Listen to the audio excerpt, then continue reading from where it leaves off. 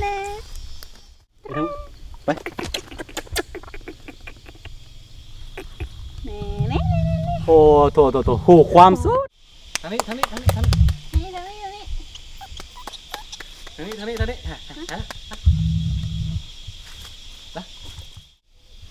บักเลี้ยงหนึ่งย่านทะย่านไว้ย่านตัวฮอกโอ้ยแซงเฮ้เอาน้องไว้เฮ้โอ้เลยสบายดีแล้วก็สวัสดีทุกคนที่กำลังติดตามรับชมเนาะยินดีต้อนรับเข้าสู่ช่องอาคาน้อยแล้วก็อยู่กับเซามีตู้ซองดีซองอาคายามีซองอาคายามีเนาะอย่าลืมเข้าไปกดติดตามด้วยเนาะเผื่อว่าเวลาเสาคูลงคลิปไม่ๆมันจะไปกระเด็นเนาะ มื้อนี้เขามาเฮ็ดหยังสักครูมาปล่อยเขามาปล่อยตัวนี่เบิ่งเนาะโอ้ยเมื่อกี้คือเขามาลองปล่อยมันกลับคืนสู่ธรรมชาติเบิ่งว่าเขามาสังเกตพฤติกรรมของมันนะก็เลยว่าเขาแวมาแล้วก็เขาเอาเจ้าตัวนี้มานำนี่คนตัวนี้คือตัวกระรอกน้อยเนาะกระรอกน้อยหรือว่าตัวกันไนน่ะทุกคนเนาะเป็นกระรอกชนิดน้อยเนาะคือชาวบ้านเขาไปปัดอันอย่างพาราแล้วก็พอดีต้นที่มันเฮ็ดทางอยู่นะมันเป็นต้นไม้ดกแล้วก็เลยล่มลงมาเนาะก็เลยว่าตัวนี้เนาะแม่มันบ่ได้เอาไปน้ำนะเขาก็เลยว่าแม่มันหนีปะเนาะเนื่องจากว่าต้นไม้โตที่มันเฮ็ดทางอยู่เนาะล่มลงเนาะเขาก็เลยว่าเอามาเนาะมื้อนี้เขาเอามาปาน้ำนะคือที่จริงตอนนี้เขาเกลือพวกนมพวกเป็นยังตอนนี้ก็เริ่มยานมแล้วทุกคนมีแต่ว่ากินกล้วยเนาะเขาก็เลยว่าสิทดลองว่าเสี่ยวตัวนี้มาปล่อยปลาน้ำเบิ่งว่ามันสิเป็นจังไดเนาะเบิ่งปฏิกิริยาของเรียกว่าพฤติกรรมของตัวฮอกเนาะลองเบิ่งเนาะอันนี้คือฮอกกระนายเด้อทุกคนเด้อคือตอนนี้เฮ็ดไปมาในสัตว์หลายๆชนิดไก่เป็นแบบว่าคือหมูคือหมาคือเป็ดคือไก่เนาะคือตัวนกก็คือตัวเป็ดตัวไก่เลยมันบ่ไปใส่เนาะตัวฮอกก็คือพวกสัตว์เลี้ยงทั่วไปนะถ้าค่อยเลี้ยงเนาะมันจะเป็นแบบนั้นหมดคืออันนี้ชาวบ้านเขาได้เนาะอันนี้คือชาวบ้านเขาจับมาเห็นว่าเลี้ยงสัตว์แล้วก็เขาเอามาปล่อยน้ำน้อยไว้เขาเอามาปะน้ำข่อยเนาะคือเขาสิลองเบิ่งสังเกตเบิ่งพฤติกรรมเนาะเป็นกันเรียนรู้พฤติกรรมของสัตว์เบิ่งว่าถ้าว่าเฮาเลี้ยงไปเนาะคือตัวนี้เฮาเลี้ยงได้บ่ฮอดอาทิตย์ซ้ำเนาะ 3-4 มื้อซื่อๆเนาะ4 มื้อเฮาสิลองเบิ่งว่ามันสิฮู้เจ้าของบ่โอเคตะกล้องเริ่มเด้อ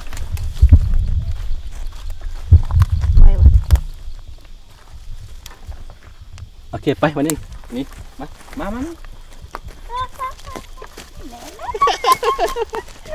เอามาแม่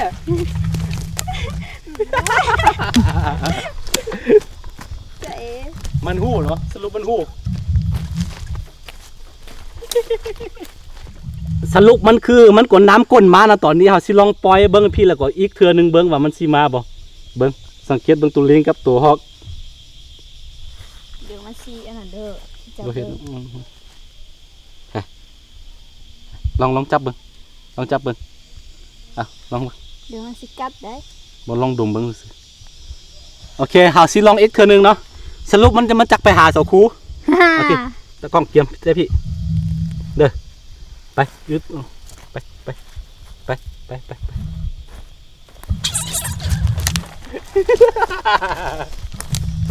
น่เฮ้ยพี่ทางนี้ว้าเฮ้ยทางนี้เฮ้ยไปทางพุ่นมาไป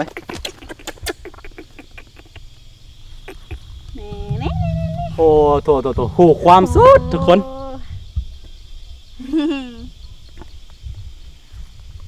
มันบ่ยอมอยู่ป่าเลยแหละนี่นะมันมีเขียวเถื่อเนาะเขียวยังมีแต่อีกเดียวมันยังกัดคนบ่ได้มี2 เล่มสรุปมันคือหูความเนาะทุกคนเนาะโถเบิ่งตะกล้องลองซูมเบิ่งสวยงาม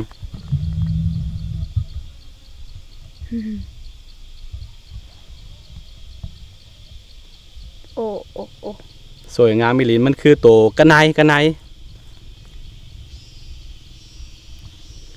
คือกรณีว่าเฮาไปปล่อยอยู่ป่ามันก็บ่อยู่แน่นอนเนาะถ้าถึกเลี้ยงโดยคนนะหรือว่าโดยมนุษย์นี่มันสัตว์แต่ละชนิดมันบ่อยู่เนาะมันจะมานะนี่โอเคตัวนี้ตะกล้องดีๆเด้ออีกเครื่องนึงเอา ไปวันนี้แหละสักครู่มาพี่เอาปังมาที่ไกลๆมาไกลนึงมาแล้วพี่มาไว้เอาไว้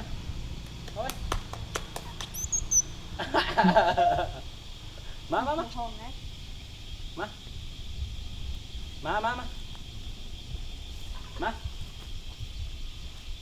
มาไว้เรามาหากินแล้วมาไว้ลงไปเอาสิลองเบิ้งว่ามันสิไปหาหอยเห่าสิดูเอาสิลองถ่ายพี่2 คนสังเกตเบิ้งว่าสิไปหาเสาคูนแล้วสิไปหาอาคารน้อยเบิ้งพี่มานี่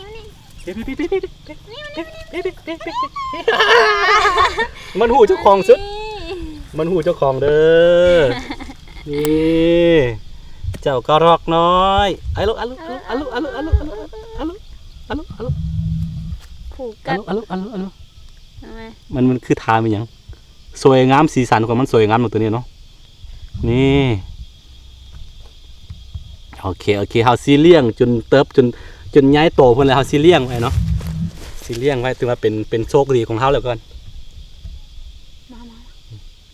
มาขี่ใส่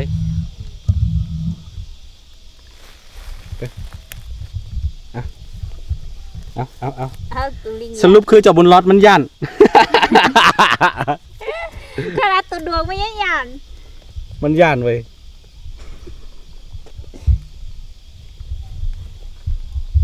มาพี่มีแต่บ่ย่านคอยมีแต่บ่ย่านเสาคูมันกัดแล้วแหละเมื่อกี้กัดแดงมดเอา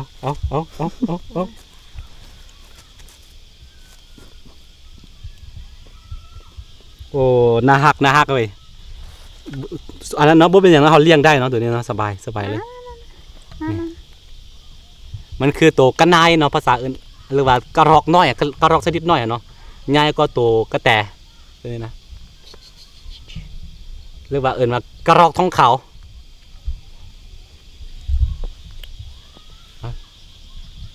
นี่ส่วนหลายอยู่ในเฮือนของค่อยกลายเป็นบอนอนุบาลพวกสัตว์แบบนี้แหละสัตว์ที่บ่มีพ่อบ่มีแม่แบบนี้เนาะเต็ม นี่กระเดต้องซูมเบิ่ง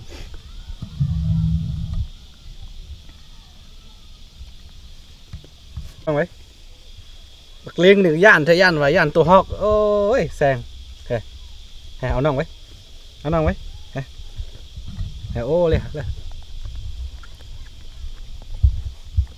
เอาน้องมันย่านนะทุกคนมันน้อยกว่าตัวมันหลายเท่ามันยังย่านบ่เอาน้องไว้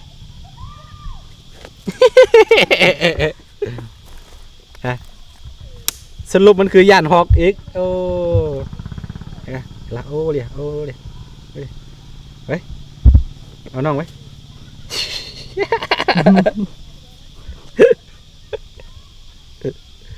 มันสินำกล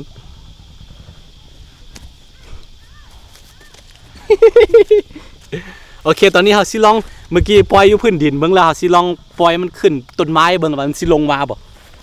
เอาบ่เดี๋ยวบ่ลงมาลงพร้อมกล้องเด้อขึ้นไป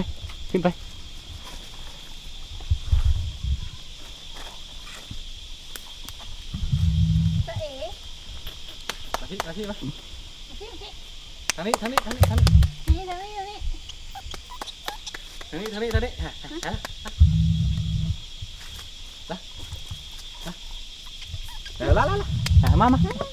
โอ้ยกินยังพะละมาแน่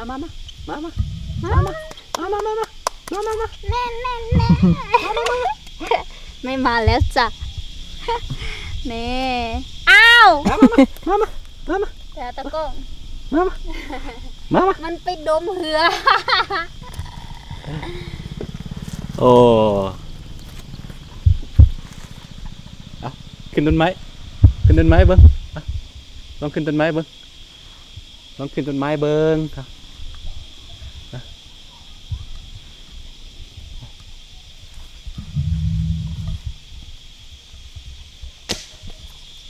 มาโอ้ยฟังเสียงมันเลยไปเบิ้งต้นเบิ้งลองปล่อยไกลๆเบิ้งดูไปเห็นน้ำติ๊กตะกล้องตรงน้ำไปมากล้องน้ำไปมาเฮ้ยไอ้ตะกล้องมาสิไว้ตะกล้องมาสิเดี๋ยวละเจ๊มาเครียดละมึงเครียดละเบิ้ง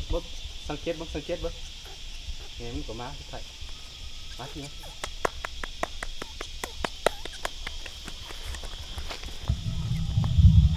ไปดิลา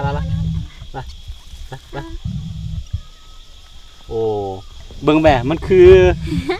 พวกกระต่ายเลยเนาะทุกคนนะมันบ่ไปใส่เลยคือกระต่ายน้อยนะฮักสุดถูกไหมนี่เอาสังเกตพฤติกรรมเนาะสังเกตพฤติกรรมของสัตว์ทั่วๆไปว่าเวลาทึกเลี้ยงโดยคนนะมันจะเป็นจังใดเนาะคือสุดท้ายมันกะฮู้เจ้าของกะมันก็สิบ่ยอมไปปลาคืนนี่แหละเวลาเห็นคนหนีมันก็สิหนีตามมาสินำเฮามานะนี่คือสัญชาตญาณของสัตว์เนาะถ้าว่าทึกเลี้ยงดูโดยสมมุติว่าถ้าทึกคนเฮาก็บ่แน่ใจคือกันเนาะถ้าสมมุติว่าคนเฮาทึกอันเลี้ยงแต่น้อยโดยลิงบอกอย่างนี้นะคือตำนานเขาเว้านะบางทีคนเฮาก็คิดว่าตัวเลี้ยงนี่สิเป็นพ่อแม่เฮาคือกันคือตัวนี้คิดว่าเป็นพ่อแม่เฮาพ่อแม่มันเนาะมันคิดว่าเฮานี่เป็นพ่อแม่มันหั่นนะคือนี่คือกันนี่บอกว่าโอ้ยมันเป็นดมคือโอ้ยเขาไปหมดมาเล็บมันคมสุด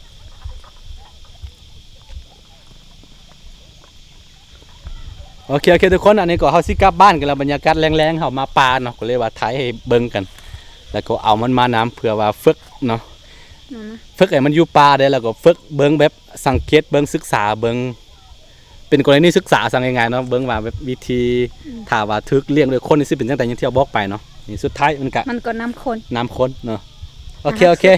เป็นคลิปบ้านๆเนาะถ้าใครมักก็อย่าลืมเนาะกดไลค์กดติดตามช่องอาคาน้อยแล้วก็อย่าลืมเข้าไปกดติดตามของช่องอาคายามีน้ำเลยทุกคนเนาะเดี๋ยวเจอกันไว้ในคลิปหน้าสำหรับคลิปนี้ไปกันพี่น้องสบายดีสักครู่ลาเขาเด้อลาเขาบ๊ายบายเด้อไปตะแคงพาดู